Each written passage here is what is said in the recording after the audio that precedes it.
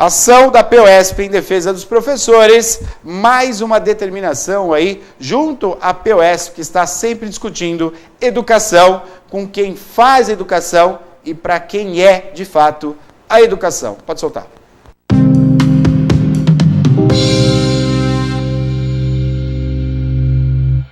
No dia 25 de janeiro, feriado na capital paulista, a professora Bebel cumpriu extensa agenda na Baixada Santista, com atividades em Santos e São Vicente.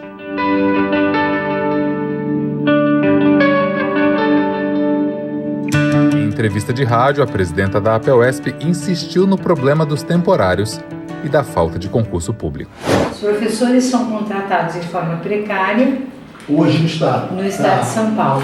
E o próprio juiz do TJ de São Paulo, à luz de todas as denúncias que nós estamos fazendo, o promotor público, ele acatou e disse, não, nós temos que acabar com essa forma de contratação. A Assembleia acatou uma emenda nossa e virou quarentena, que foi a Beth Saião que apresentou, encaminhou essa emenda, e aí virou lei. Tá. Bom, virou lei, então ficou para sempre quarentena. Só que o TJ São Paulo, né, que é a Justiça de São Paulo, através do Ministério Público, e porque nós entramos com muita ação contra essa forma de contratação pelo Paraná, acatou e disse, derruba essa forma de contratação e só se contrata por concurso público. Perfeito. Isso é o ideal. Isso ano passado. Tá. Isso é o ideal, é o sonho da POSP, é o sonho da POSP. Em outra entrevista, foi debatida a situação das escolas e salas de aula. O que predomina? Os professores têm boas condições para trabalhar? Os locais estão adequados? Isso é lamentável, né? Nós temos situação bastante sem nenhum planejamento, biblioteca que viram sala de aulas, enfim, são questões assim improvisadas. E exatamente essas coisas improvisadas é que levam a um desabamento, porque não foi construído para aquilo. Você põe, por exemplo, 40, 50 alunos, entuxa uma biblioteca, que não era para aquilo. Você sabe se a biblioteca foi construída com o tempo para ter pessoas embaixo ou só livros?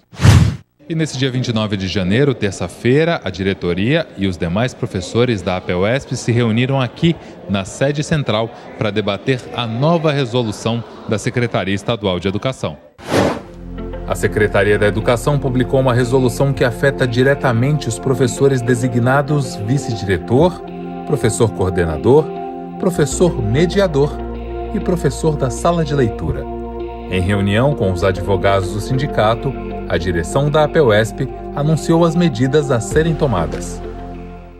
Olha, primeiro é entender que a resolução, ela tapa um buraco, né? Que é exatamente a falta de professores. E por outro lado, no nosso entendimento aqui da APUESP, é tentar convencer o secretário de que tem que valorizar os professores, para que os professores queiram ser professores, né? E, por outro lado, também ação, né? Nós vamos entrar com ação civil pública pelo princípio da eficiência, porque há um desvio de função. Porque, olha, se o coordenador pedagógico é para coordenar o projeto pedagógico, político-pedagógico da escola, como é que ele faz? Ele larga a coordenação e vai dar aula? O diretor é a mesma coisa? E pode dar aula de qualquer coisa? Não pode, porque aí nós vamos entrar na figura do notório saber, né? E acaba meio que fazendo de conta que as salas de aula estão acontecendo. A presidenta da APUESP também alertou para o problema do fechamento das salas de aula, que acarreta a superlotação das classes. A APUESP não concorda com essa resolução 1, nós vamos fazer movimentos por todo o estado de São Paulo, esperamos do secretário aí para que ele reveja essa posição, né? Mas tem uma questão que ela é frontal, ela vai ser a campanha permanente nossa, que é contra o fechamento de salas e aulas por conta da medida que o governo do estado de São Paulo tomou, que foi a seguinte: fechou o calendário de matrícula dos alunos em novembro e só abre em fevereiro. Portanto, novas turmas que vão aparecer só após fevereiro, ainda assim com 20 dias depois, né? Como que um convite para que os alunos não fiquem mesmo, né? E as classes sejam enxutas. Enxutas em termos, porque eu tenho, por exemplo, o caso, nós vamos acionar o Ministério Público, porque está havendo assim, fecha uma sala de aulas de 40 alunos e ficam 3 com 44 alunos. Eu pego a minha escola, Águas de São Pedro, o que acaba acontecendo? Esses 40 alunos que estavam nessa quarta sala de aulas vão ser divididos em 3. Então, a tendência é ficar quase 50 alunos nas salas de aulas. Isso é superlotação. Isso é nunca trabalhar na perspectiva de nós termos o número ideal de alunos por salas de aula, né? Porque não dá para ficar nessa situação de ir fechando, né, salas de aulas e superlotando, né, e a qualidade do ensino vai na derrocada. Pensar o número de alunos por salas de aula é a saída também para caminharmos, para além do salário, de uma carreira atraente, nós caminharmos na perspectiva de termos qualidade do ensino. No Brasil, a visita a museus e centros culturais ainda não é um hábito, mas pesquisas mostram que a escola tem um papel fundamental na hora de mudar este cenário. Hoje, nós vamos mostrar o Museu da Casa Brasileira e vamos falar sobre a programação especial desenvolvida para os professores. Nessa casa, passado e presente se misturam.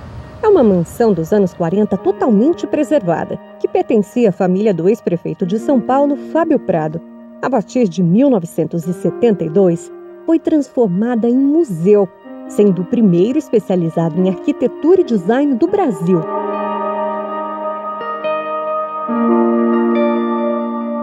O museu expõe em sua coleção permanente objetos imobiliários representativos da Casa Brasileira desde o século XIX até os dias de hoje. Destaque para a exposição temporária Remanescentes da Mata Atlântica, que propõe uma reflexão sobre a transformação da floresta brasileira. O educativo, acho que já há um tempo, tem o desejo de que as visitas das escolas sejam mais trabalhadas mesmo, mais conectadas tanto com as questões que os professores estão desenvolvendo em sala de aula, quanto com as atividades e os pensamentos que a gente produz aqui.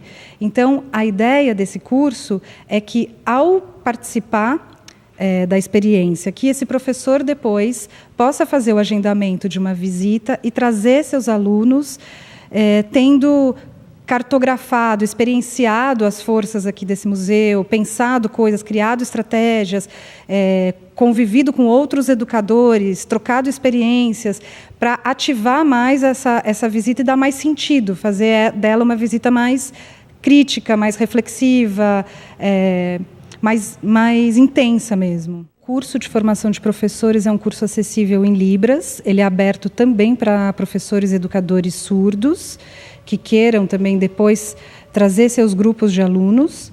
E tem uma outra programação acessível em Libras, que são as oficinas de desenho. Então, as oficinas de desenho que acontecem aos sábados, também é uma programação mensal, ela também é acessível em Libras. Então, são duas programações que contam com o intérprete de Libras. Os professores fazem o curso e voltam com as suas turmas, então a visita ela se amplia. Então tem um trabalho prévio feito com os alunos, então eles já chegam no museu sabendo o que esperar, com algumas perguntas, então uma visita mais crítica, é uma experiência um pouco mais rica. E depois existe uma continuidade de trabalhos feitos a partir das perspectivas aqui. Então o que é uma visita pontual, na verdade, vira um grande projeto, vira uma coisa maior e mais complexa. Exposições, debates, cursos, projetos musicais e um jardim que completa o passeio com diversas espécies de árvores nativas e exóticas. Uma casa que ajuda a contar a história de São Paulo, a história brasileira.